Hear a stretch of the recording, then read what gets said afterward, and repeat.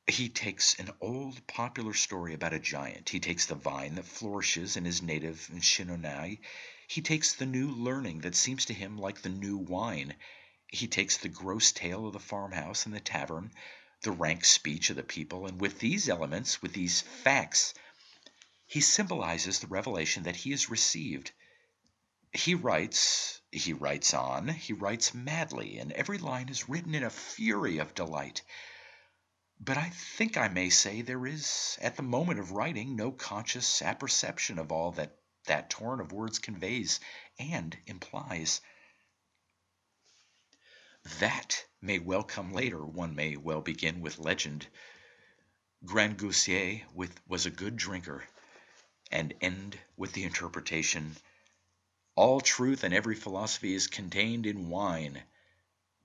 But I believe that if Rabelais had perceived this at the beginning, he would have been not an artist, but a philosopher. Well, if you are content with this comment on Bach-Buch, I should like to give you a very curious instance of our own day in which the unconscious artist has been subdued by the conscious preacher. You remember those very notable books, Keynotes and Discords?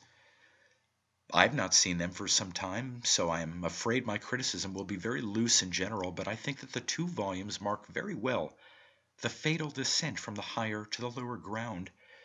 In the first, it seems to me, there is somewhat slight but very genuine note of ecstasy.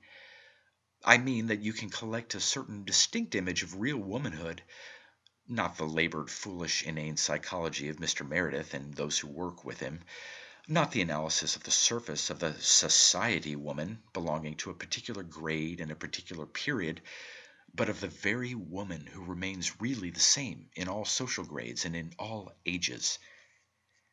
I remember thinking when I read Keynotes that it was a lonely book. It hinted, I think, a soul apart and afar from the secondary tertiary problems of an organized civilization, and though there was an undertone of preaching and arguing, the total impression was curiously and beautifully artistic. I found, if I remember rightly, that subordination of the accidental to the essential that I praised in Two in a Tower, and I am the more convinced that this is so by my own recollections. I have forgotten all about social conditions, if any such things are indicated. I only think of women and of men, of the true, inalterable human nature. And here, it seems to me, you have a very high achievement. But the next volume, Discords, took distinctly lower ground. The artifice was better. The stories, as stories, were told with more skill and more deftness than anything in Keynotes, but there was no more literature. There was only the literature of the subject. The incidents were no longer symbols of an emotion. They had become the basis of an agitation, concerning which my curiosity never led me to inquire further. And there you see another proof of the unconsciousness of art. If the author of Keynotes had understood her achievement, Discords would never have been written. One might continue the catena almost ad infinitum. Would not Wordsworth, supposing him to have been a conscious artist, have rather cut off his right hand than have suffered a magisterium as the Ode on Intimations of Immortality, to have the companionship of the enormous mass of futility and stupidity which constitutes the greater part of the complete works? Well, there is the evidence that must guide us in answering the question you propounded, and it shows, conclusively enough, I think, that art is not, in the ordinary acceptation of the term, a conscious product. Perhaps it would be a perilous dogmatism, on the other hand, to definitely pronounce it to be unconscious, and I expect we had better take refuge in the subconscious, that convenient name for the transcendental element in human nature. For myself, I like best my old figure of the shadowy companion, the invisible attendant who walks all the way beside us, though his feet are in the outer world. And I think that it is he who whispers to us his ineffable secrets, which we clumsily endeavor to set down in mortal language. I think that while the artist works, he is conscious of joy and of nothing more. He works beautifully, but he could give no rationale of the process, and when he endeavors to explain himself, we are often perplexed by this strange spectacle of a man wholly ignorant of his own creation. Consider again the grotesqueness of that preface to Pickwick. It is really as if a great sculptor, congratulated on his achievement, should answer that his Venus was indeed beautiful because it tended to improve the marble industry and the general knowledge of anatomy. And after all, the conclusion does return to us from other than literary sources. You cannot conceive a builder of the 14th century hesitating as to the respective merits of Romanesque, Norman, first and second pointed.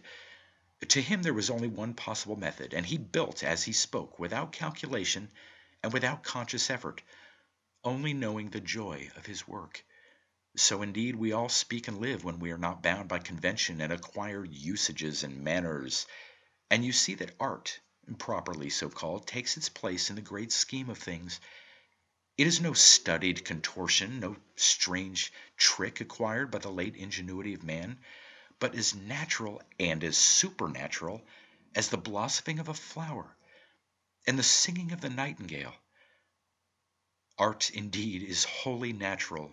Artifice is more or less acquired, the creature of reason, of experiment, of systematized intelligence. It is doubtful, I suppose, whether the natural, untaught man has of himself, by endowment, any artifice at all. Doubtful, perhaps, whether in the beginning his artifice was not the product of his art, whether he did not learn to speak with artifice because he had received from nature the art of singing. Certainly the child, entering the world, has not the inborn artifice of the swallow and the bee. This artifice, it seems, man has been forced to acquire by slow and painful degrees, and perhaps it only differs from the artifice of animals in that it has been aided and reinforced by imagination, that is, by art, that is, by the power the human soul possesses of projecting itself into the unknown and adventuring in the realm of nothingness. Man, I mean, could never have invented the telephone had he not first created it, had he not conceived the possibility of its existence when as yet it was non-existent, and so his artifice will always be progressive and distinguished from the artifice of animals. But art is born with man, and is of the essence the very differentia of man. It is of his very inmost being, and therefore, I suppose, is removed from his consciousness simply because it is within and not from without. You may say that I have been vague, that I have not solved the problem I propounded, that I have not clearly explained whether the Greeks knew what they did when they worshipped Dionysus, whether Rabelais was conscious of an inner meaning in his praise of wine, whether Dickens understood the value of his punch and brandy. But if I've been vague, it is because man, in the last analysis, is a tremendous mystery, because he is a complex being, because he is at once Pantagruel and Panurge and Fra Jean, and because he is both Don Quixote and Sancho Panza. In some cases, Pantagruel and Panurge seem to speak a common language, to be able to communicate the one with the other. If Rabelais wrote the Diva Beauté chapters, he certainly understood much of that which he had expressed in symbols. Sometimes the two seem like foreigners in one home. Pantagruel dictates, and Panurge the scribe writes down his words, hardly or not at all comprehending the magic symbols that he expresses. So Dickens ludicrously misinterprets his own Pickwick, and doubtless this understanding of the artificer of the artist varies in an almost infinite chain of nuances. There have been artists, perhaps, who have worked like men under the influence of hashish, who have opened their mouths and prophesied, and then recovering from the possession, have sat up and stared, and asked where they were and what they had been doing. Indeed, it may be that this was the condition of the working of art in the very dawn of human life. For this, no doubt, is the explanation of that old equation in which bards, magicians, seers, prophets, and madmen ranked all together as men who spoke and worked miracles, things unintelligible to the common sense, to the understanding which regulates and arranges the affairs of the common life. All these were alike men of the mountains, men who withdrew from the camp, and went apart into high solitary places, into the lonely wilderness, into the forest, and in such retirements and cells they uttered the voices that came to them, speaking words that were unintelligible to themselves.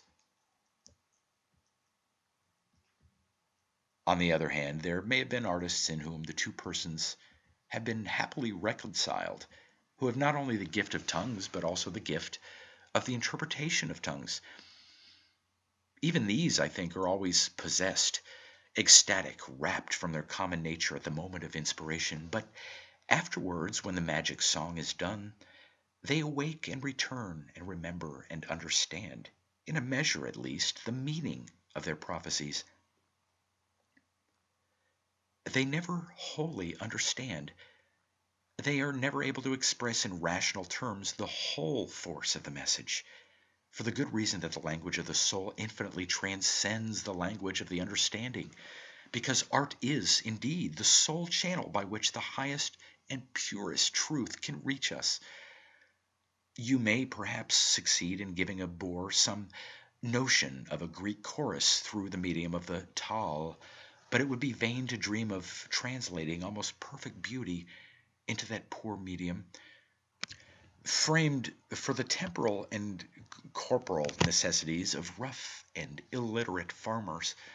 And so, however well an artist or those who appreciate his work may understand his meaning, they do but understand a little, since the tongue of art has many words which have no rendering in the speech of the understanding.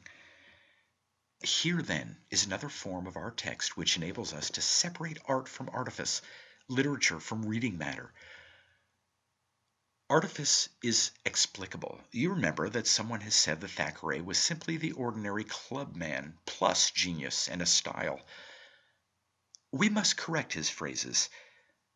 But if you substitute an immense talent of observation for genius and a great gift of expression for style, I think that the definition is admirable.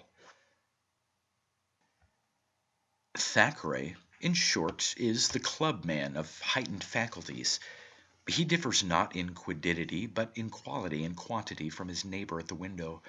He looks more closely than Tom Eaves, and he can give you the result of his inspection in better phrases, with a better system, but he looks at the same things from the same standpoint, and you and I can admire his work and be amused and delighted by it.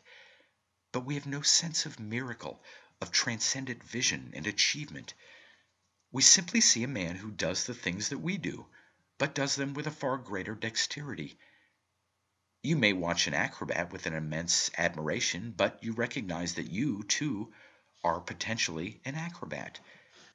That with a little training you, too, could hang by the heels, though not with such grace, nor for so long a time.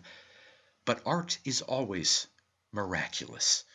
In its origin, in its working, in its results, it is beyond and above explanation, and the artist's unconsciousness is only one phase of its infinite mysteries.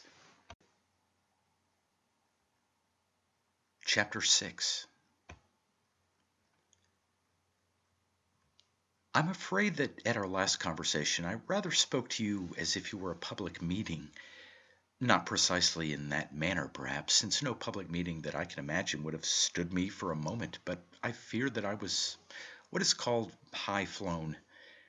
And yet how can one avoid that reproach? Look here, let us suppose an examination paper and the following questions set. Number 1. Explain, in rational terms, the quest for the Holy Grail. State whether, in your opinion, such a vessel ever existed, and if you think it did not, justify your pleasure in reading the account of the search for it. Number 2. Explain, logically, your delight in color. State, in terms that Voltaire would have understood, the meaning of the phrase, the beauty of line. Number 3. What do you mean by the word music? Give the rational explanation of Bach's fugues, showing them to be as 1, true as biology, and 2, useful as applied mechanics. Number 4. Estimate the value of Westminster Abbey in the avoirdupois measure. Number 5. The light that never was on land or sea. What light? Number 6. Fairy lands forlorn. Draw a map of the district in question, putting in principal towns and naming exports. Number 7. Show that heaven lies about us in our infancy must mean wholesome maternal influences surround us in our childhood. You say that is all nonsense? That one cannot express art of any kind in the terms of rationalism? Well, I agree with you that it is nonsense, that the tables of weights and measures give no aesthetic guide to the value of Westminster Abbey. But if we agree on this, I am afraid we must be content to be called high-flown, having once for all settled that common sense has nothing to do with literary art. We must be, I suppose, uncommon, and apparently nonsensical if we want to talk about it to any profit. That is what it comes to, after all. If literature be a kind of dignified reporting in which the reporter is at liberty to invent some incidents and leave out others and to arrange all in the order that pleases him best, then let us have as much common sense and rationalism as you please, and the more the better. But if literature is a mysterious ecstasy, the withdrawal from all common and ordinary conditions, well, I suppose we had better be mystics when we discuss the subject and frankly confess that with its first principles logic has nothing to do.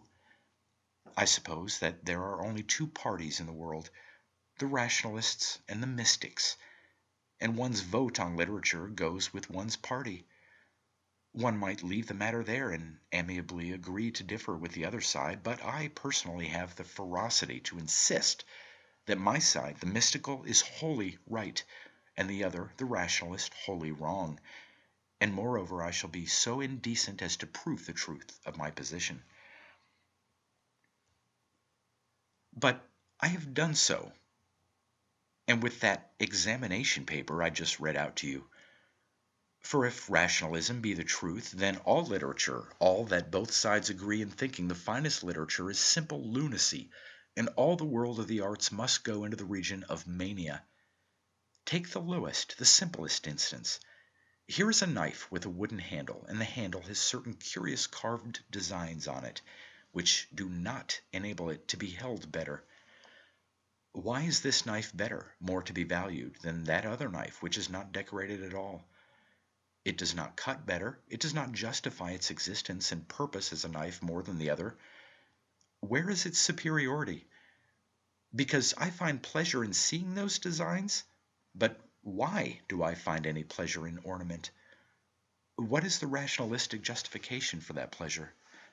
By logical definition, a knife is an instrument for cutting and nothing else.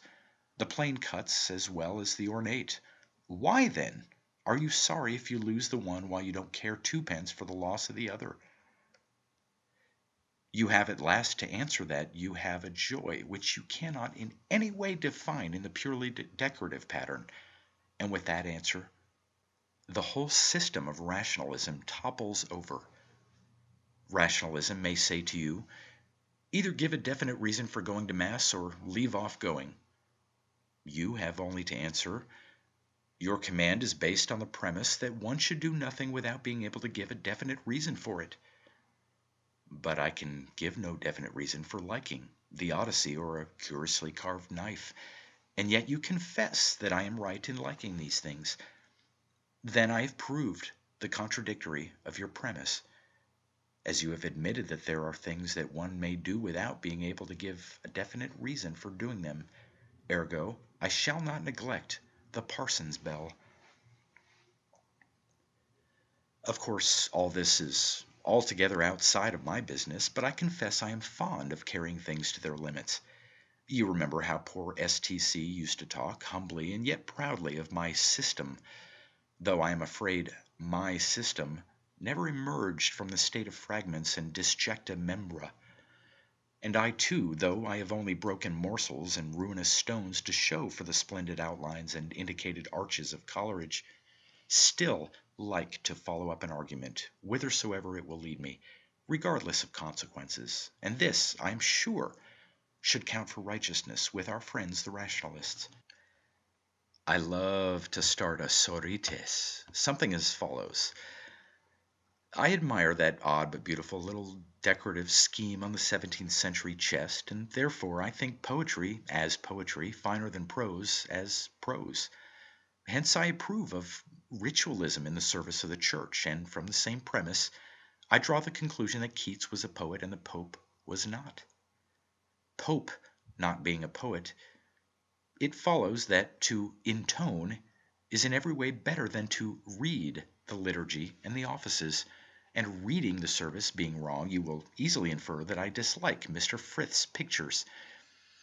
And after learning that I do not care for the Derby Day, you will scarcely require my opinion as to the theoretical righteousness of the first Reform Bill, and for my attitude towards Lord John Russell's measure you can, of course, guess my opinion on the respective merits of the French and English languages as literary instruments. And French being vastly inferior to English, it necessarily follows that the English Reformation was a great, though perhaps unavoidable, misfortune. Hence, you see, admiring certain lines cut in an old oaken box, I am led by the strictest logic to dislike the religious policy of Edward VI, with all the other consequences in order, and on the other hand, if I saw no sense in that rude ornament, I should be an atheist. Or, at the mildest, an attendant at pleasant Sunday afternoons with George Eliot for my favorite reading. Yes, I like my theories to work through, and I confess that my belief in the truth of my system is very much strengthened by the fact that it does work through, that it seems to me justified by the facts of life. I mean that the premise which enables me to declare Keats to be a poet and Pope not to be a poet does really enable me to pronounce democracy to be a bad system in theory, and the premise, baldly stated, is simply this: that logic does not cover life, or, in other words, that life cannot be judged by the rules of logic, of common sense. But yet I am using logic all the time, you say? Certainly, but I am using it in its right place to do the work for which it is competent. If I say that a scythe is not exactly the instrument for performing a surgical operation, I am not therefore bound to have my meadow mown with a bistoury. A microscope is good and a telescope is good, but it is the microscope that one uses in bacteriology. You know, don't you, that ever since that unhappy Reformation of ours, people have been talking nonsense about the Aristotelian logic, and fumbling in the most grotesque manner for some new logic. Our great false prophet Bacon, a wretch infinitely more guilty than Hobbes, began it in England with his Novum Organum. And if you wish to really estimate educated folly, to touch the bottom of the incredible depths to which a man of information may sink, read Macaulay's comparison of the old philosophy and the new philosophy. The essayist says that the old philosophy was no good because it never led up to the steam engine and the telegraph post. Isn't it almost humiliating to think that we have to acknowledge ourselves of the same genus as that brilliant Macaulay? But if I told you that the Greek alphabet was no good because it has never grilled a single steak, you would probably get uneasy and make for the door, and if you were charitable, you would tell the landlady that I ought to be taken care of. But such a remark as that is no whit more lunatic than Macaulay's comparison between philosophy, properly so called, and physical science applied to utilitarian purposes. Well, all the portentous stuff that has been written about logic is nonsense of exactly the same kind. The scholastic logic, people said, won't discover the truth.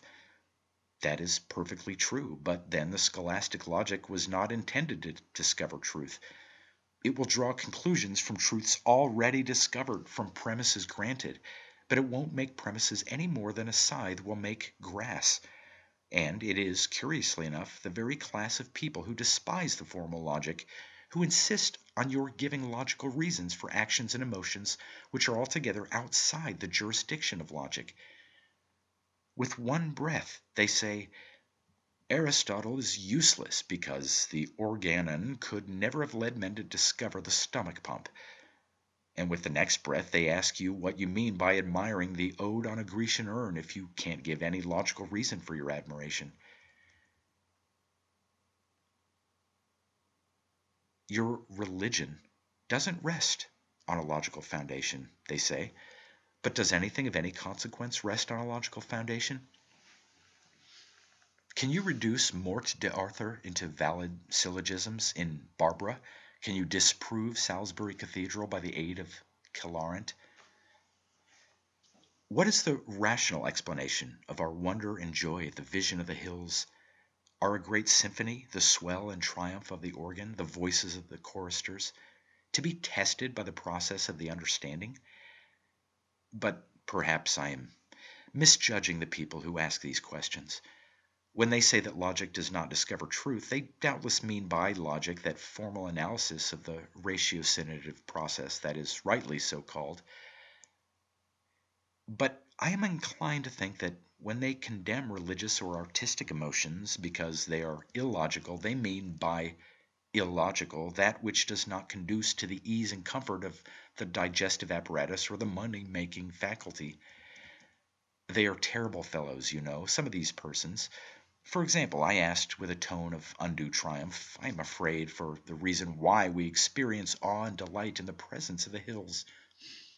But in certain quarters, my problem would be very quickly solved. I should be told, more in sorrow than in anger, that my emotion at the sight of certain shapes of earth was due to the fact that hill air was highly ozonized, and that the human race had acquired an instinctive pleasure in breathing it, greatly to its digestive profit. And if I tried to turn the tables by declaring that I experienced an equal, though a different delight in the spectacle of a desolate smoking marsh, where a red sun sinks from a world of shivering reeds, I suppose I should hear that some remote ancestor of mine had found in some such place pterodactyls plentiful and strong on the wing. And if I like the woods, it was because a monkey sat at the root of my family tree. And if I love an ancient garden, it is because I am second cousin to the worm. There. I confess it is difficult to keep one's temper with these people, but one must try to do so. Do you remember how Trunnion's marriage was delayed? The bridegroom set out bravely with his retinue for the parish church, where the bride waited a whole half hour. In vain. A messenger was sent who saw, and I quote, the whole troop disposed in a long field, crossing the road obliquely, and headed by the bridegroom and his friend Hatchway, who, finding himself hindered by a hedge from proceeding farther in the same direction, fired a pistol and stood over to the other side, making an obtuse angle with the line of his former course, and the rest of the squadron followed his example, keeping always in the rear of each other like a flight of wild geese. Surprised at this strange method of journeying, the messenger came up and desired he would proceed with more expedition. To this message Mr. Trunnion replied, "Hark ye, brother, don't you see we make all possible speed? Go back and tell those who sent you that the wind has shifted since we weighed anchor, and that we are obliged to make short trips in tacking by reason of the narrowness of the channel, and that, as we lie within 6 points of the wind, they must make some allowance for variation and leeway." "Lord, sir," said the valet, "what occasion have you to go zigzag in that manner? Do but clap spurs to your horses and ride straight forward, and I'll engage you shall be at the church porch in less than a quarter of an hour." "What, right in the wind's eye?" answered the commander. "Ahey, brother, where did you learn your navigation?" End quote. You see, Commodore Trunnion's logic was perfect. Only it was the logic of seamanship and not of riding to church on horseback. There are a good many people at the present day who are quite unable to get to church in time for reasons as valid as trunnions. And when I hear of the scientific basis of literature, I am always a little reminded of those scarecrows straggling in short tacks from one side of the lane to the other on their way to the wedding. The moral is, that they didn't get there. I tackled a materialist once on very similar lines. He began by saying that time and thought devoted to religion, they never see that art and religion stand or fall together, religion being the foundation of the fine arts, were an utter waste of time, as they only diverted us from consideration of the present world, which we ought to study to the utmost. And he went on to praise some saying of Confucius on the folly of troubling about the future things. Then I went for him. He had to admit that agriculture is good, and I pointed out to him that England was changed from a savage wilderness into a pleasant garden by the monastic houses. He agreed that to found and endow hospitals and almshouses was not precisely a waste of time, and I showed him that such institutions were begun by the religion of the past and carried on by the religion of the present. Then he allowed, in response to my Socratic question, that painting was something, and I demonstrated that all painting arose from the religious impulse, that the greatest paintings in the world were meant to adorn churches. Then he admitted the value of architecture, and he got the Parthenon, all the medieval cathedrals, and the wonderful mound temples of Ceylon right at his head. He granted me that travel civilized, and I rubbed in the pilgrimage. He confessed that he liked to read the Latin and Greek classics sometimes, and he received from me information as to the monastic scriptorium and its part in the preservation of the old literature. As for the blessedness of forming one's character on the teaching of Confucius, there happened to be an article in the morning's paper on the Mandarin class. Well, my rationalist hadn't anything to say to it at all, with the exception of some vague remark that the Romans made roads, which, considering the state of England in the 6th century, was about as helpful as the somewhat similar remark of Mr. F.'s aunt, that there are milestones on the Dover Road. I told him that the only Roman civilization which contributed to the making of our country was that brought over by St. Austin, and he had to allow that his statement that religion was a waste of time, an elaborate form of idleness, was, to put it mildly, not proven. Then he said kindly but firmly that religion wasn't rational, and I used up most of the arguments that I have used tonight. I mean, I showed him that it is good to paint pictures, to write poems, to devise romances, and to compose symphonies, and that it is also good to meditate and enjoy all these things. Hence, he was forced to admit that his suppressed premise had been disproved, and that he must no longer say, "That which is not rational is absurd." And then, I think, the fun really began. I carried the war into the very camp of the enemy, that is, into actual observable life, into the very everyday world of fact and experience. "You talk about reason," I said, "and I presume you won't mind if I substitute, occasionally, common sense for reason, as I think that in your phraseology the two terms are very fairly equated." "Very well, then, don't you think that there's a good deal of common sense in many of the actions of animals? Take the case of the small birds who mob an owl all day, in order that their enemy may be kept awake, and so unable to hoot at night. Take the case of the ants who milk the aphids and go slave hunting. Take the bees who rise to an emergency and remedy, with singular contrivance, the threatened lack of a queen. Take the dog who brought a wounded fellow to the hospital where he had been cured. All these are instances of common sense, aren't they? As rational as the telegram, 'Sell cobras at once.' Very good. Animals, then, have a plentiful supply of reason, and not of a mere mechanical reason, but of reason that can rise to the height of unforeseen cases and remedy unexpected evils. When the experimenter tilted the bee's house to one side so that the equilibrium was in danger, a sufficient number of bees climbed up and placed themselves on the other side so that they constituted a balance. Here there was no mechanism, but a calculated and rational contrivance. Animals, then, have reason, and its effect artifice. the adaptation of means to secure ends. But then, how about instinct?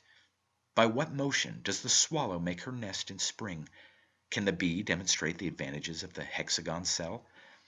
Does the fly, laying its eggs here and there, in this or in that according to its kind, in meat or in dung or in the crevices of a wall, rationally foresee that it is providing for the future grub its only possible food? No. But then animals even perform irrational actions. Though they have common sense, they do things which must be troublesome to them, at some instance which is not common sense. But if a bluebottle lays her eggs in my beef and knows not why, perhaps I, a man, may sing the Sanctus and pray that I may be joined cum angelis et archangelis cum thronis et dominationibus cumque omne militia celestis exercitos. And consider our own human life. The great coup of war, commerce, diplomacy, of all the conduct of life, are often or usually the result of intuitions, that is, of irrational and inexplicable mental processes which elude all analysis. If the knowledge, the successful and triumphant knowledge of men and affairs and strategy were a rational product, then indeed Carlyle's dictum were true, and each one of us were at choice a man of genius in diplomacy or business or battle.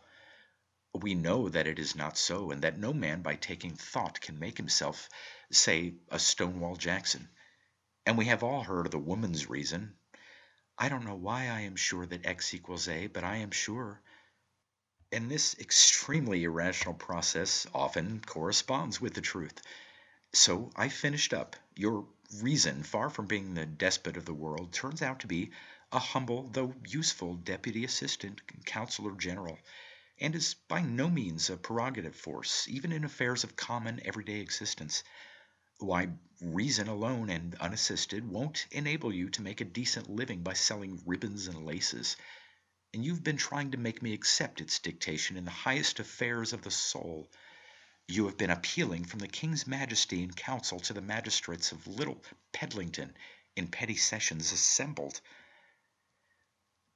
Then my rationalist made a point. You know, he said that some men seem to have an almost miraculous skill in solving mathematical problems. Would you therefore give up teaching the ordinary arithmetic? I was not alarmed. I pointed out the analogy was not quite perfect. The case, I said, was this. A certain number of problems were, confessedly, beyond the jurisdiction of the ordinary arithmetic altogether, but offered no difficulties to the lightning calculator, who obtained results that were demonstratively correct, and I therefore thought it well to trust him in all problems of a similar character, even though the ordinary arithmetic, confessedly incompetent, assured me that his answers were wholly unreliable.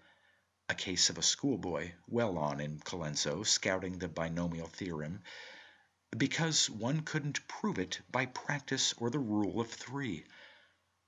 I left then, unanswered, and I suppose my friend passed the rest of the evening in showing that Salisbury Cathedral was opposed to the facts of biology, and that the Sisters of Charity are to be classed with criminal lunatics.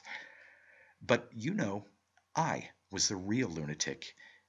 You would not have argued with me if I had disparaged the Greek alphabet, because it never grilled a single steak.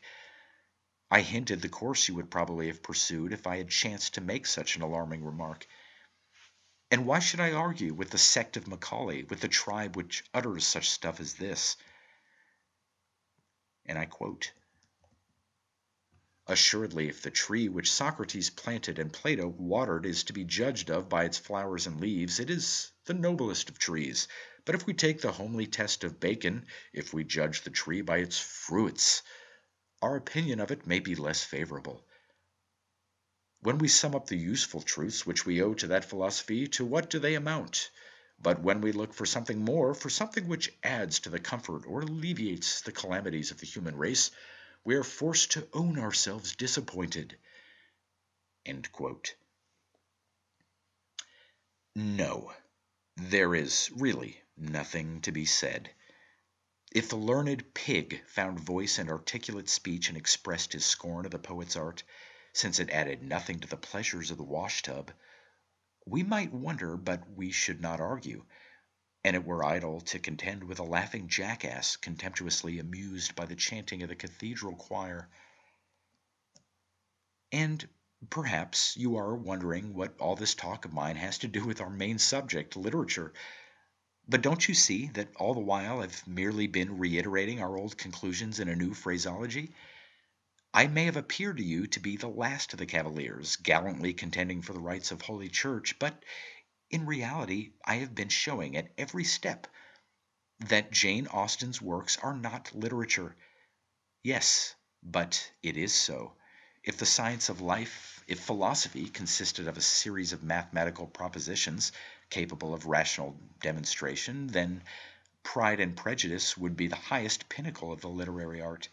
But if not, but oh, if we, being wondrous, journey through a wonderful world, if all our joys are from above, from the other world where the shadowy companion walks, then no mere making of the likeness of the external shape will be our art, no voracious document will be our truth, but to us, initiated, the symbol will be offered, and we shall take the sign and adore beneath the outward and perhaps unlovely accidents the very presence and eternal indwelling of God. We have tracked ecstasy by many strange paths, in diverse strange disguises, but I think that now, and only now, we have discovered its full and perfect definition. For artifice is of time, but art is of eternity. Appendix.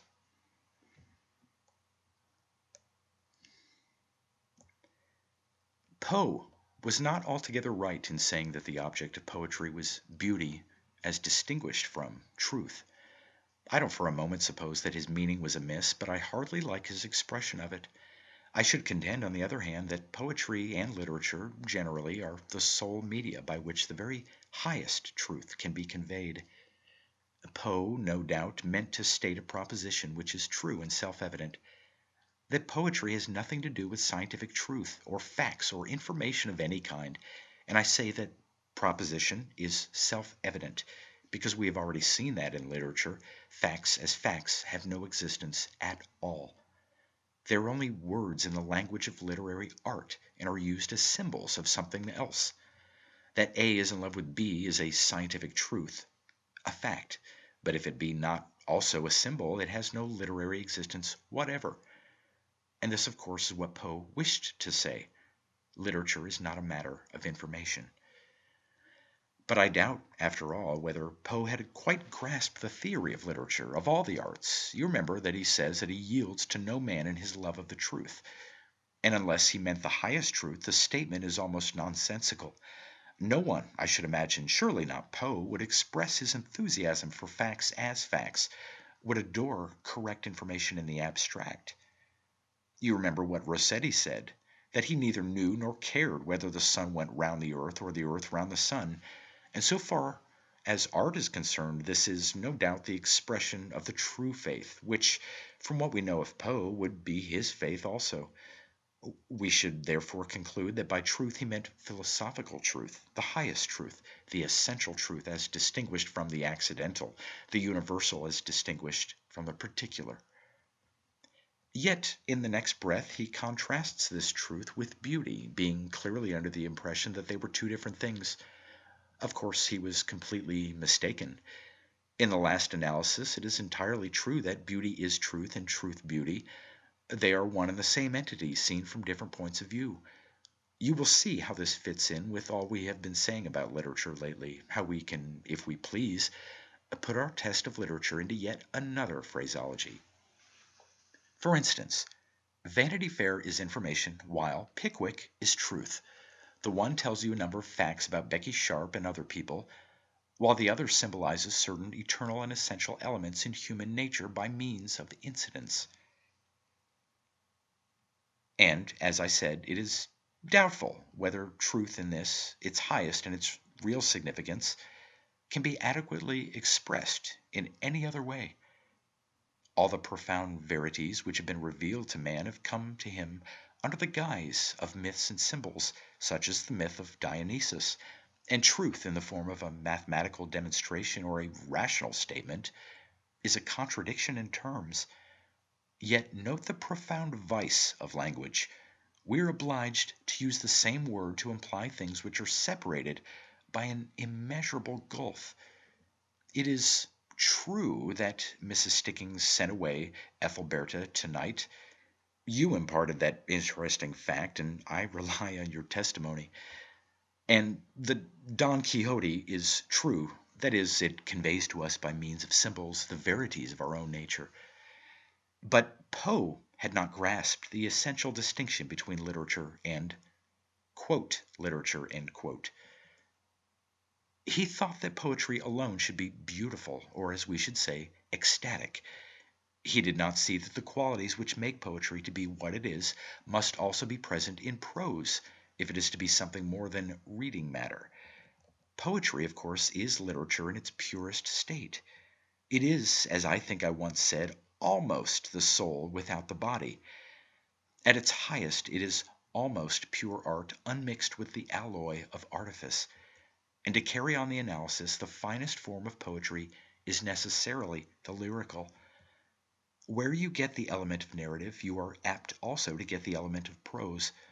There have to be passages linking the raptures together, and these will probably, or indeed necessarily, run on lower levels. Of course, primitive man had moods in which rapture seemed to embrace everything, to invest every detail of existence with its own singular and inexplicable glory. A meal by the seashore, the dry wood flaming and crackling on the sand, the roasting goat's flesh, the honey-sweet wine, dark and almost as glorious as the sea itself. A mere dinner of half-savages, one might think it, but it too seems to have its solemnity and its inner meaning. I believe this element in the early poetry has often been noticed. People have wondered at the naive delight with which the writers describe the work of man's hands. And they are, I think, inclined to account for it on the ground that then everything was new. This might pass, perhaps, since, as you no doubt perceive, everything new means everything unknown. That which is known is no longer new, but I hardly think that the explanation can stand in its present form.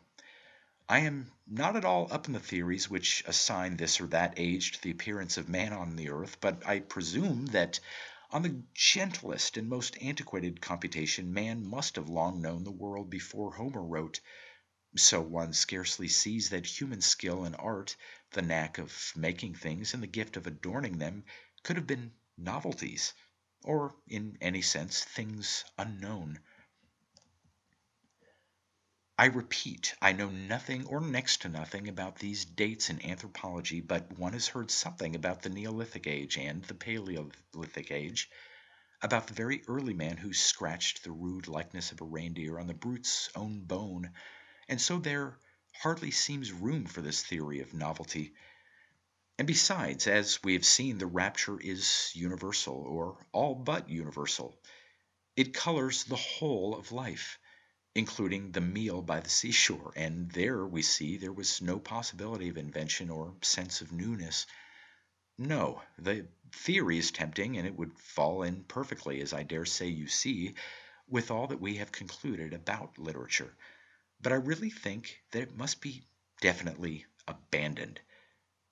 No, it seems to me that primitive man, Homeric man, medieval man, man indeed almost to our own day when the school board and other things have got hold of him, had such an unconscious but all-pervading, all-influencing conviction that he was a wonderful being, descended of a wonderful ancestry, and surrounded by mysteries of all kinds, that even the smallest details of his life partook of the ruling ecstasy. He was so sure that he was miraculous that it seemed that no part of his life could escape from the miracle, so that to him every meal became a sacrament. It is the attitude of the primitive man, of the real man, of the child, always and everywhere. It may be briefly summed up in the phrase, "Things are because they are wonderful." This, of course, is the atmosphere in which poets ought to live, and in which poetry should be produced. Formerly, it was natural to all men, or almost all. Now, perhaps, it has to be regained by a conscious effort, and the difficulty of the effort, the impossibility of sustaining it for long, explain the supremacy of lyrical poetry. If you lived in a world that could regard a common meal as a sacrament, you could be supreme in narrative poetry. But that atmosphere wanting, we have to be content for the most part with the lyric, with the simple incantation, without any description of the circumstance or occasion. Yet prose, though it yields in much to the world, must still keep the same ideal before it as poetry. I say distinctly that the only essential defining difference between the two is to be sought in the numbering of poetry, in the fact that art, in its intensest raptures, in its most truly natural moment, desires and obtains the strictest and most formal laws. It is, I suppose, immaterial what these laws are: rhyme, assonance, accents, feet, alliteration, all testify to the important and essential rule that freedom is chiefly free when it is most bound and bounded by restrictions which we should call artificial, which are, in truth, in the highest sense, natural. And this, I am sure, is the only possible distinction that can be established between such a book as the Odyssey and such a book as the Morte d'Arthur. Neither is prosaic in the common sense of the word. Each is poetical, but the Greek book is poetry because it is numbered, and the English is prose because it lacks number. Of course, there are difficult cases, hybrids, as there always are, whatever laws one may lay down. That word natural is another of the many traps that language sets us. I think that its real meaning has become almost reversed. Take the average man to church and ask him his opinion of the intoning, and in 9 cases out of 10 he will say that it may be pretty, but that it is very unnatural. He means, of course, that speaking is natural and that singing, numerosity of tone, is not natural, is, in a word, artificial. He is utterly wrong. It is artificial to speak in the ordinary manner, while the priest's chant and every chant are purely natural. For the proof of this, you have only to read a little, a very little, about primitive or natural peoples, or more simply to listen to children at play. You will always find that where convention has not cast out nature, some kind of sing-song, some sort of chant is the entirely natural utterance of man in his most fervent, that is, his most natural moments. Listen to half a dozen children. Children, you must remember, are all primitives and therefore natural, playing some game, learning their lesson at school. Their voices are pretty sure to fall into a very rude but a distinctly measured chant. The Greek drama was intoned, the Koran is intoned. The Welsh preacher of today, at the impassioned height of eloquence, begins to chant. The Persian passion plays are recited in a sing-song. Nay, but listen only to our great tragic actor. Quite unconsciously, I'm sure, he has elaborated for himself a distinctly musical and measured utterance, so that a skillful musician, provided with scored paper, could note Irving's delivery of many passages as if it were music. The Chinese language, I am told, depends largely on the tonal variations which distinguish the meaning of one word from that of another. You will find the same thing in the Norwegian, and the Jewish cantillation, which is sing-song in a very simple form, bears witness to the truth that speaking is acquired, conventional, and artificial, while singing is natural. All this would be perfectly clear in itself, would require no demonstration of any kind, if it were not for the fact that we have, somehow or other, got into the way of making the very impudent assumption that man is only natural when he is doing business on the stock exchange or reading leading articles. It seems almost too nonsensical an assumption to put into words, but I really do believe that at the back of our heads there is a sort of a vague, floating idea that there never were any real men at all till the period of the first Reform Bill. And I suppose that before very long Lord John Russell will be pushed back into the region of myth, and the foundation of the school board will be the era of true humanity. I say, this sounds too ridiculous, but examine yourself and see whether you don't dimly believe that before the advent of trousers, the whole world was really play acting, that existence in the days of laced coats was, in a way, a kind of phantasmagoria, and that a man who wore chainmail was hardly a man. I believe it really is so, and you will find the same nonsense influencing religious opinion. Take your average Protestant, and I am much mistaken if you do not discover that he believes some grotesque preacher in his greasy black suit, mouthing platitudes at his conventicle to be somehow more natural than the priest, clad in the mystical robes of his office, chanting Mass at the altar.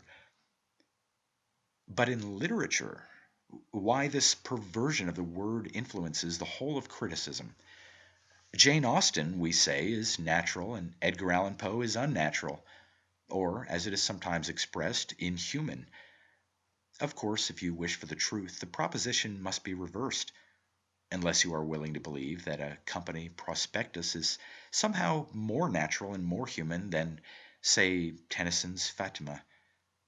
If you think that the real man is the stomach, there is, of course, an end of the discussion. But then we should have to admit that all the greatest artists of the world were maniacs.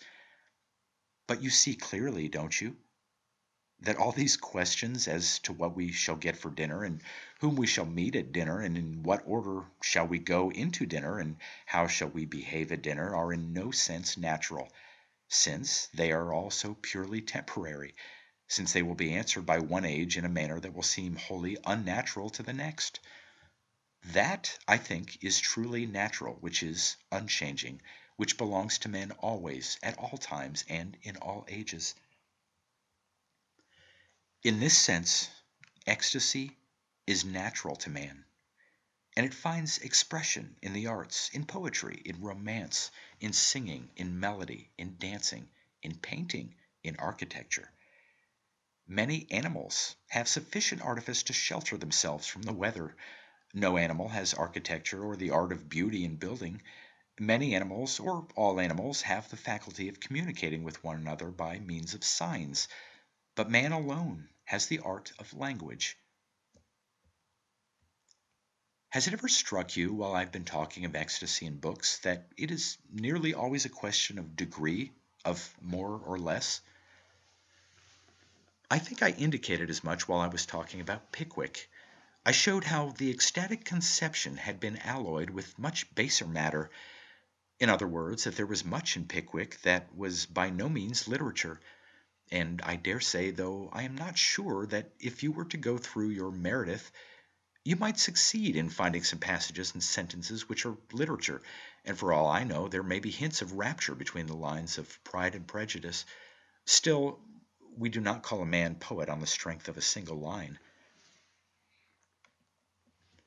But sometimes one is confronted with books which are really very difficult to judge, and this sometimes happens because the ecstasy, the true literary feeling, supposing it to be present, is present not here or there, not in a phrase or in a particular passage, but throughout, in a very weak solution, if one may borrow the phraseology of physical science.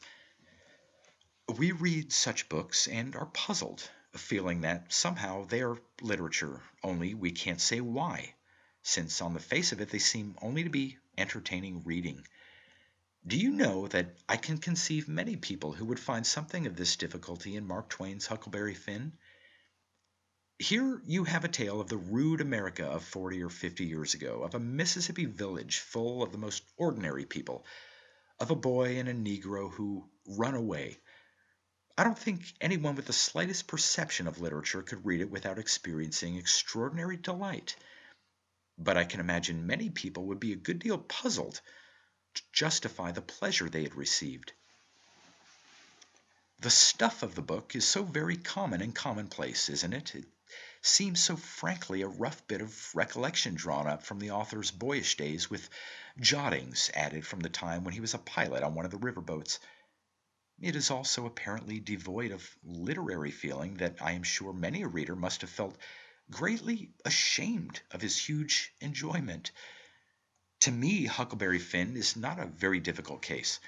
That flight by night down the great unknown, rolling river between the dim marshy lands and the high bluffs of the other shore comes in my mind well under the great Odyssey class. It has, indeed, the old unquenchable joy of wandering into the unknown in a more acute degree than Pickwick, which, as we have seen, is to be reckoned under the same heading. In a word, it is pure romance, and you will note that the story is told by a boy, and that by this method a larger element of wonder is secured. For even in this absurd age, children are allowed to be amazed at the spectacle of the world. In the mouth of a man, the tale would necessarily have lost somewhat of its strangeness, since partly from affectation, partly from vicious training, partly from the absorption of the getting on process, grown-up people have largely succeeded in quenching the sense of mystery, which should be their principal delight. You have only to read the average book of travels to see how this affectation, or perversion of the soul, has deprived the seeing being of his sight. Dip into a book, say a book on China, and you will probably find that Peking streets are dusty in summer and muddy in winter, and that the author caught cold through imprudent bathing. So it is well for us that Mark Twain put his story in the mouth of an infant, who is frankly at liberty to express his sense of the marvels of the world. Later, there is an introduction of the literary feeling. Those chapters about Jim's evasions are very Cervantic in their artifice and method, but to my thinking they have lost the spirit, though they preserve the body. They are most amusing reading, but they are burlesque and nothing more than burlesque. And from them one can almost imagine what Don Quixote would have been if it had been written by a very clever man, by an artificer who was not an artist. But the earlier chapters are wonderfully fine, and I think that it would be difficult to find a more successful rendering of the old wandering theme with modern language. But there is another writer who is much more difficult to account for. I mean Miss Wilkins. I confess I find her tales delightful, and I often read them, but as you know, I am not content to rest on my own pleasure in literary criticism. We are no longer talking of the great masterpieces, of the gigantic achievements of such men as Homer, Sophocles, Rabelais, Cervantes.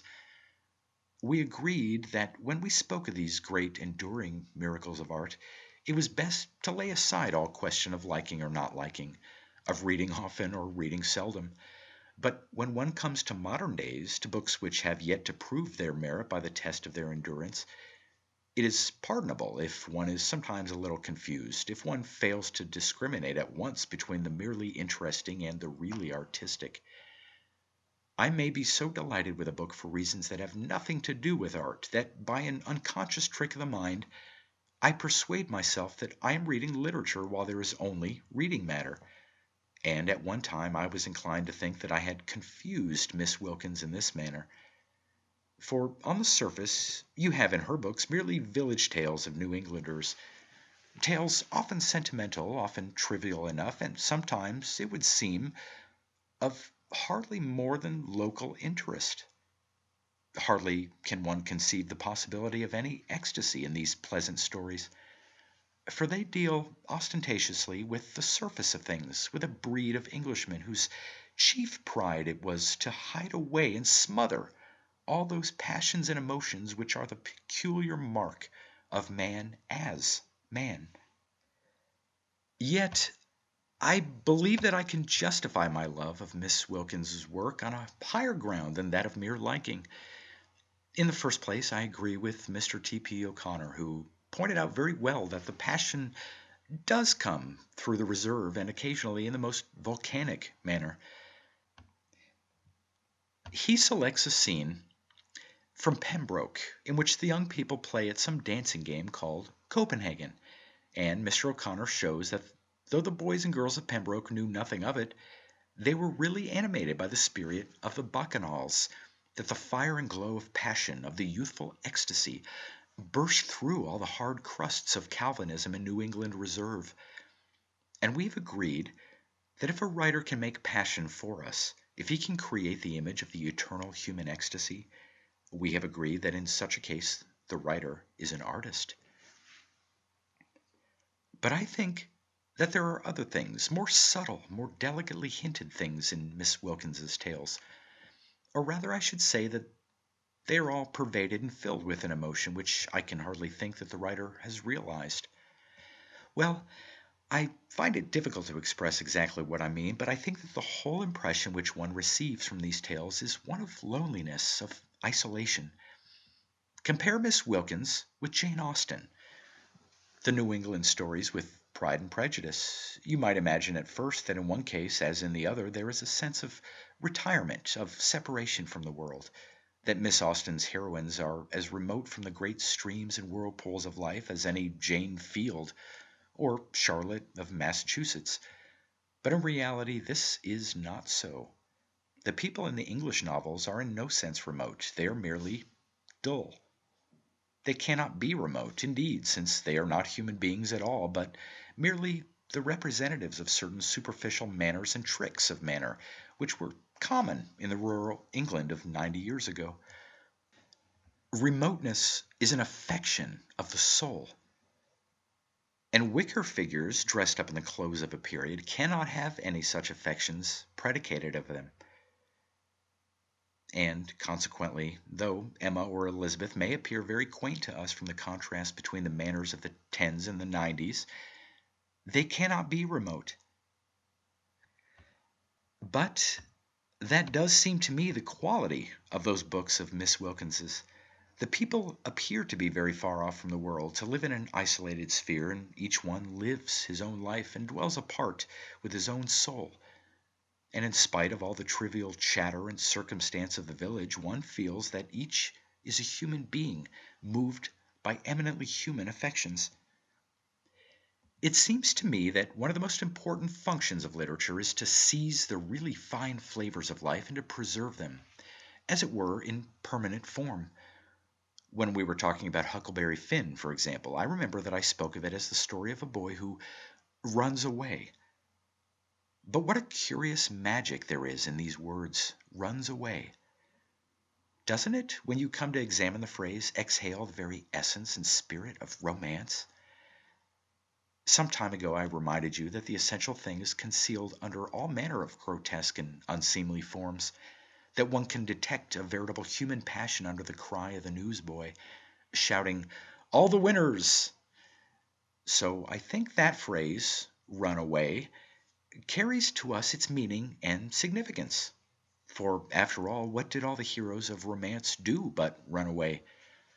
They left the region of the known, the familiar fields or the familiar shores, and adventured out in the great waste of the unexplored, into the forest or upon the sea. Here, perhaps, you have the true interpretation of the phrase, divine discontent. For surely only that is divine which revolts from the commonness of the common life, which is conscious of things beyond, of better things, of a world which transcends all daily experience. I said once, I think, that the English passion for trading goes very well with the supremacy of English poetry, since poetry and shopkeeping are but different expressions of the one idea. And here again you find confirmation of the theory in that very marked English characteristic, the desire of wandering, of going on and on, in the manner of a knight errant or a fairy tale hero. Of course, in practice, this really divine impulse is corrupted by all kinds of earthly secondary motions. And just as the love of adventure, which is at the root of trade, often or always ends in a very vulgar wish to make money and more money and to set up a brougham and confound the smiths, so the great joy of exploration, of running away from the mapped and charted land, has for its issues the development of markets, the progress of civilization. the profitable sale of poison, and all manner of base and blackguardly maneuvers. But, of course, one expects all this. It is the inevitable mixture of the lower with the higher which characterizes all our human ways. Still, the higher motive dwells within us. I suspect, indeed, that if it were not for the higher, the lower could hardly flourish. And so when you hear that a boy has run away to sea or elsewhere, I wish you to think kindly of him as a survival of the most primitive and important human passions. Yes, I think I am right in saying that the lower things of humanity only flourish in consequence of the existence of the higher. Take the French nation, for example. It is infinitely more bent on gain for the mere sake of gain than the English. It is ready to work harder, to give more time, to live more unpleasantly, to eat less, and to drink less than the English, and all in the pursuit of money. Rationally, in short, the French should be infinitely better men of business than the English. And yet we know that this is not so, that the English is, par excellence, the business nation. Seriously, I believe that this is so because the French are money grubbers and nothing more, because they hate a risk of any kind, because they abhor any kind of mercantile venturing into the unknown. In other words, they engage in money making simply for the sake of money making. They have no joy of the hazard. They will never deserve the title of merchant adventurers, and therefore they remain in truth a nation of shopkeepers and of second-rate shopkeepers. Sir, a man of acute intelligence would, in the 17th century, have deduced the future state of French and English commerce, of French and English colonization, from a comparison between Shakespeare and Racine. I have no doubt that the Phoenicians were shopkeepers of the French kind, and hence their extinction, their shadowy survival merely in the history of their conquerors. You think that the Roman Empire a formidable objection to my theory because Roman literature and Roman art show, in general, so little of the imaginative, adventurous faculty? I think the objection is formidable, but I believe that it can be red-argued, as Dominique Sampson used to say. The Roman Empire was such a purely military settlement, wasn't it? It was, if one may say so, a garrisoning of the world, not in any way a real colonizing in the Greek and the English sense. And in the second place, do you know that I have grave doubts whether we know very much of the Roman spirit from the Roman literature? How far into the English character would the works of the excellent Dr. Johnson carry us? One hardly finds Chaucer, the Elizabethans, the Cavalier poets, Keats or Wordsworth in Rasselas and the Rambler, and I have always suspected that Latin literature was in a great measure Johnsonized, periwigged, hidden and perverted by the irresistible flood of Greek culture.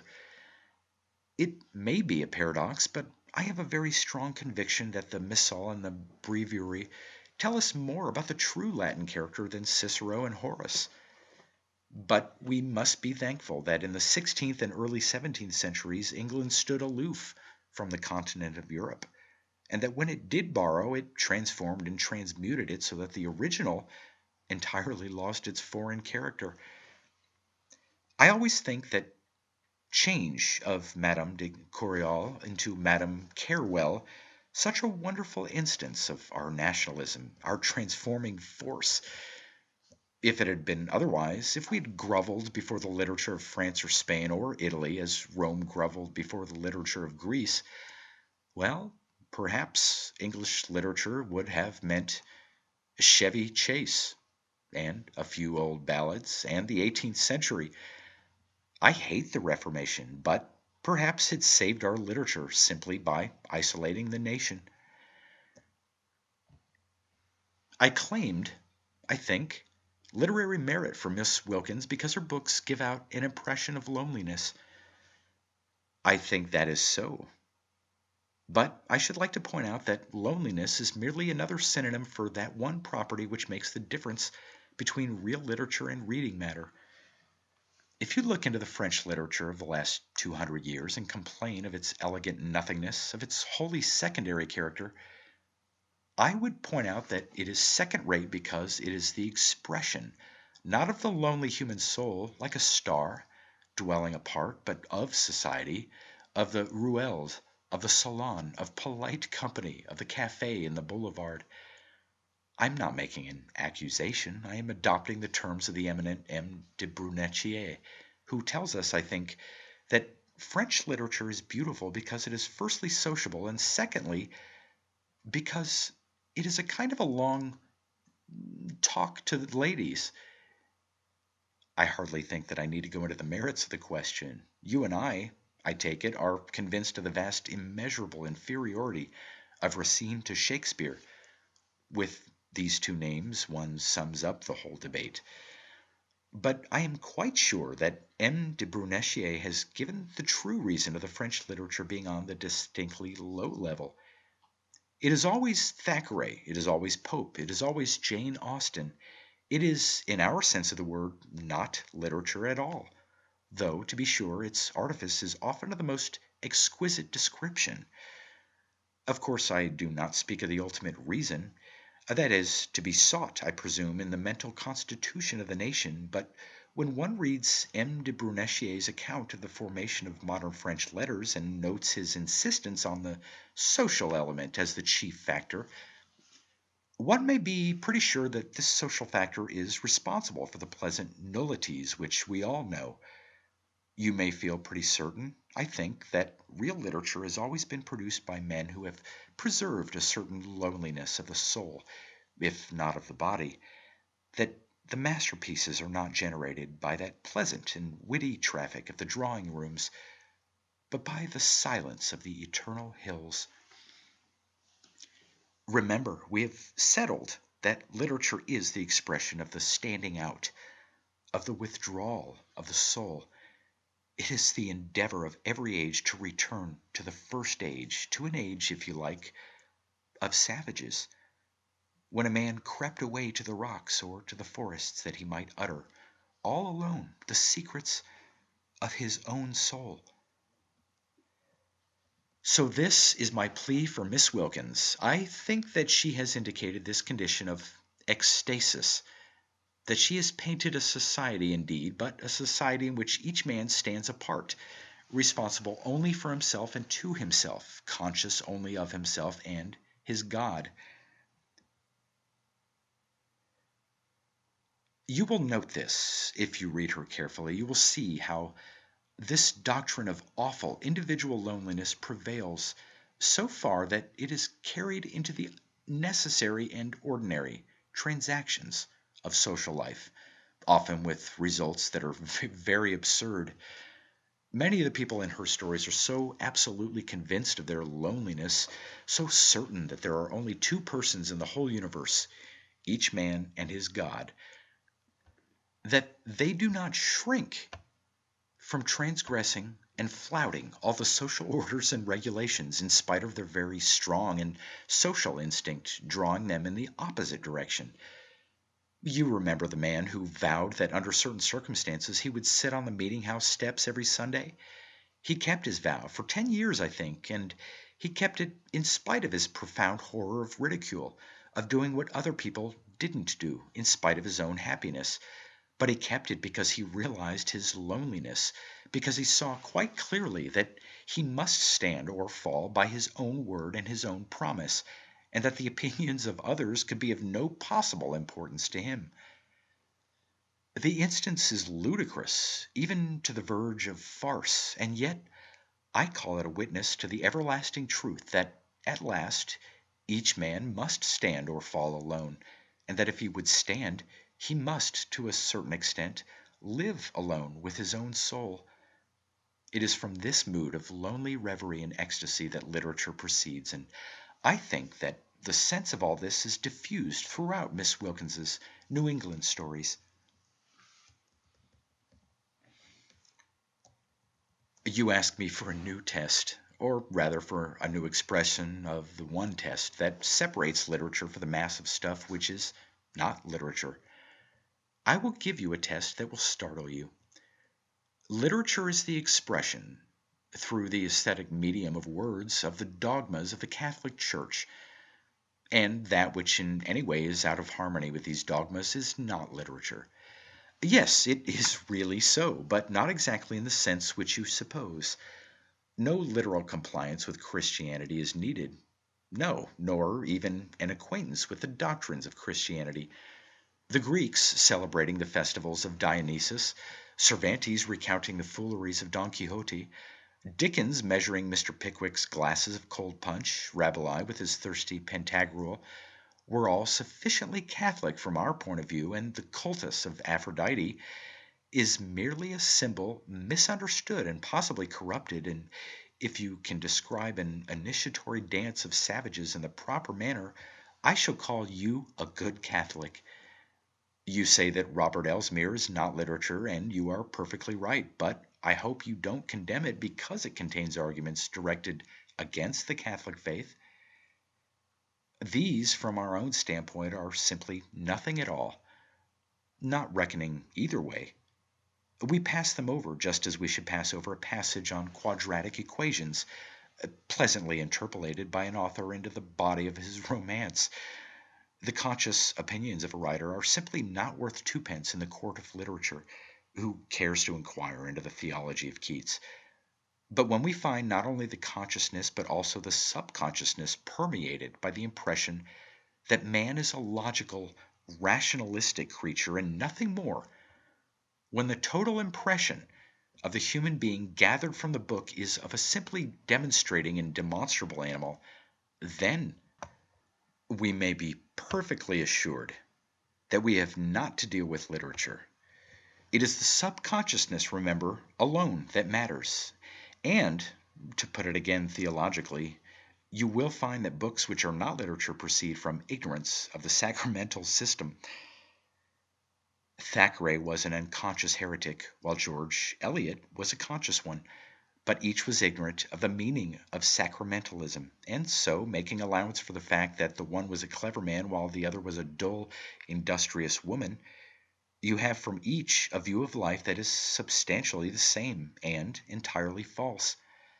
Each was profoundly convinced that there are milestones on the Dover Road, and each in his several way was so intent on the truth of this proposition, and it is a perfectly true one, that the secret of the scenery and the secret of Canterbury Cathedral are altogether to seek in their books.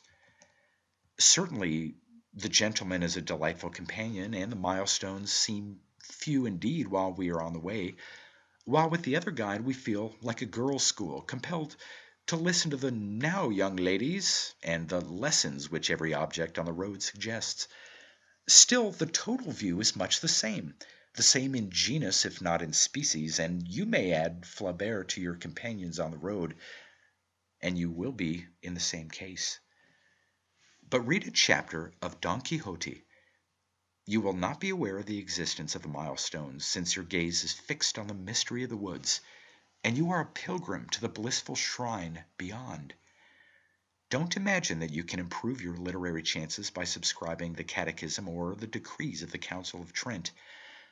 No, I can give you no such short and easy plan for excelling, but I tell you that unless you have assimilated the final dogmas, the eternal truths, upon which those things rest, consciously if you please, but subconsciously of necessity, you can never write literature, however clever and amusing you may be.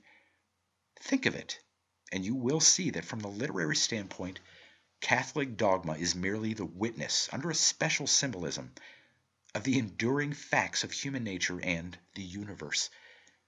It is merely the voice which tells us distinctly that man is not the creature of the drawing room and the stock exchange, but a lonely, awful soul confronted by the source of all souls. And you will realize that to make literature, it is necessary to be, at all events, subconsciously Catholic. Have you noticed how many of the greatest writers, so far from desiring that compliment of fidelity to life, do their best to get away from life, to make their books, in ordinary phraseology, unreal? I do not know whether anybody has compared the facts before or made the only possible inference from them, but you remember how Rabelais professes to derive his book from a little moldy manuscript found in a tomb. How Cervantes, beginning in Propria Persona Authoris, breaks off and discovers the true history of Don Quixote in the Arabic manuscript of Cid Hamet Benengeli.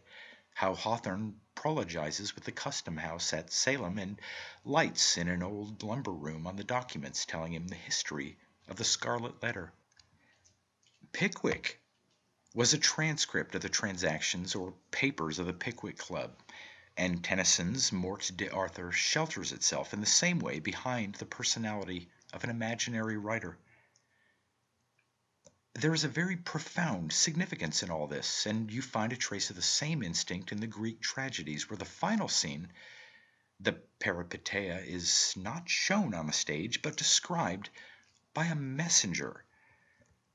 The fact is that the true artist, so far from being the imitator of life, endures some of his severest struggles in endeavoring to get away from life, and until he can do this, he knows that his labor is all in vain.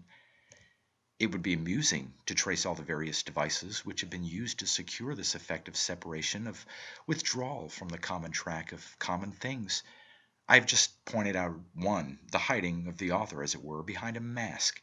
In the Greek play, the analogous talking of what has happened in place of visibly showing it. But there must be many more. From this instinct, I imagine, arises the historical novel in all its forms. You make your story remote by placing it far back in time, by the exhibition of strange dresses and unfamiliar manners. Or, again, you may get virtually the same effect by using the remoteness of space, by playing on the theme far, far away, which really calls up a very similar emotion to that produced by the other theme of long, long ago, or once on a time, as the fairy tale has it. Briefly, we may say that all the strangeness of incident or plot or style makes for this one end. And of course you see that all this is only the repetition of our old text in another form. It is perhaps hardly necessary to give the caution that, on the principle of corruptio optimi, there is nothing more melancholy than the book which has the body of fine literature without the soul, which uses literary methods without understanding. You needn't ask for proofs of that proposition. Our memories are aghast with recollections of futile historical novels, of the terrific school of the Two Horsemen, and every Christmas brings its huge budget of those dreadful boys' books, which carry commonplace to the very ends of the earth, and occasionally penetrate to the stars. And in style, too, what can be more depressing than the style which is meant to be strange and is only flatulent? In many cases, of course, such books as I have alluded to are mere survivals of tradition, conventions of bookmaking which bear witness to the fact that pirates and treasure hoards were once symbols of wonder, and the extravagancies of style are probably to be accounted for in the same way. At some remote period it may possibly have been effective to call the sun the glorious orb, and even now some minds may be made to realize the strangeness of great flights of birds by the phrase, the feathered Zingari of the air. But if one is a little sophisticated, one feels the pathos and the futility of such efforts. The writer has felt and experienced the wonder of things, the beauty of the sun, and the hieroglyphic mystery of the figures that the birds make in the air. And he feels, quite rightly, that to describe wonders one must suggest wonder by words. Unfortunately, he breaks down at this point and falls back on unhappy phrases that give the very opposite impression to that which he wishes to excite. Here you have the whole history of poetic diction. The instinct is in itself an entirely right one, and I need hardly say that the masters, those who have the secret, can use archaic forms, obsolete constructions, conventional phrases even, with miraculous effect. But the beginner would do well to be wary of these things, and to turn his face resolutely away from flowery meads and all the family of inversions. How is one to know when such phrases may be used? If I could give you the answer to that question, I should be also giving you the secret of making literature, and from all our talks, I expect you have gathered this much at all events, that the art of literature, with all the arts, is quite incommunicable. Many kinds of artifice, even, are unteachable. I could not write or be taught to write one of those George Eliot novels that I've been abusing with such hearty goodwill, but art is by its very definition quite without the jurisdiction of the schools and the realm of the reasoning process, since art is a miracle superior to the laws.